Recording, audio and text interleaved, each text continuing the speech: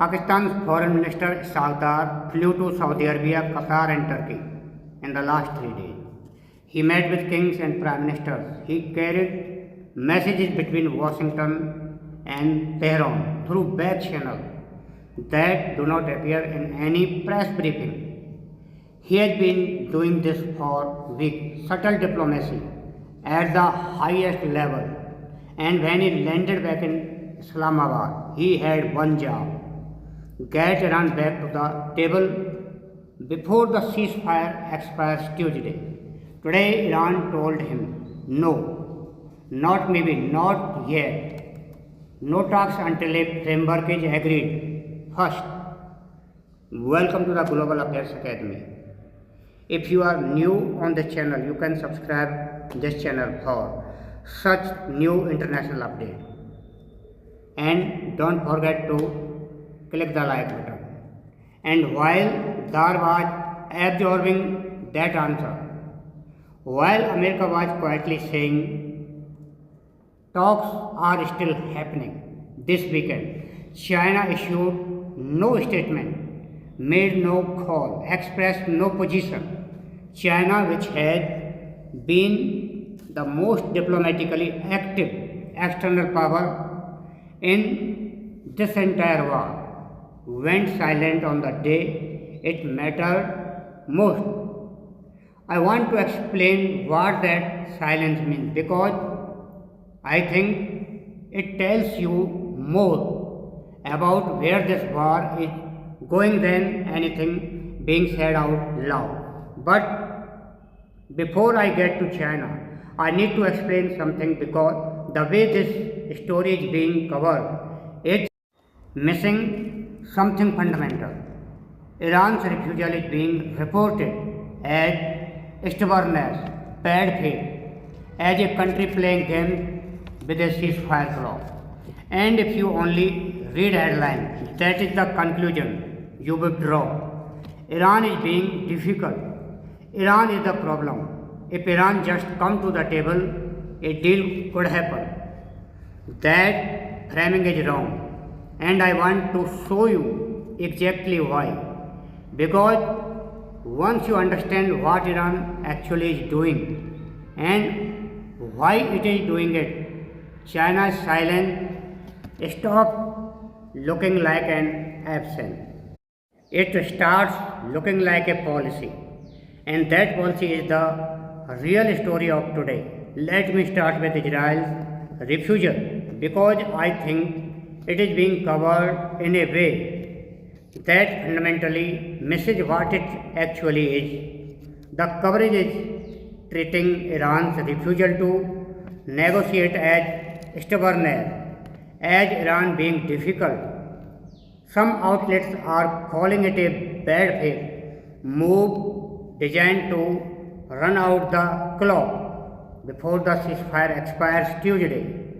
The framing is Iran is the obstacle. If Iran would just come to the table, a deal could happen. But that framing misses something fundamental. Iran's refusal is not irrational, it is a strategic calculation. And to understand the calculation, you have to understand what Iran learned from the last round of talks. 21 hours, that is how long Islam, the highest level direct US-Iran meeting since the 1979 Islamic Revolution, when Witkoff and Kusneh on one side, Galabov and Aragchi on the other, Pakistani mediator in the room. And at the end of 21 hours, Iran walked out without a deal. Iran's parliamentary speaker Mohammad Bagher Ghaliba said afterward, and I want to give you his exact word before the negotiation. I emphasize that we have the necessary good faith and will, but due to the experiences of the two previous wars, we have no trust in the opposing side. My colleagues raised forward-looking initiatives, but the opposing side ultimately failed to gain the trust of the Iranian delegation. He is describing a trust deficit and not a capability deficit. Iran does not believe America will honor an agreement, and Iran has a specific historical reason for that belief. America signed the JCPOA in 2015 and tore up in 2018. America signed a first ceasefire in this war and then imposed blockade during the ceasefire period. America's own president told reporters that Iran had agreed to everything, and Iran's foreign ministry issued a statement publicly calling those claims false. Galabov said the delegations came within inches of a deal before America shifted the goalpost. Iranian Foreign Minister Arabchi made the same claim inches away before the framework change. US officials privately confirmed progress was made. One source told Reuters the two sides were 80% there. So Iran got within 20% of a deal at the highest level, meeting in half a century. And then America moved the turn, and now Iran is telling Pakistan, before we sit down again, we need a framework agreed in writing, not verbal assurances, because verbal assurances from America have a specific track record with Iran. That is not stubbornness.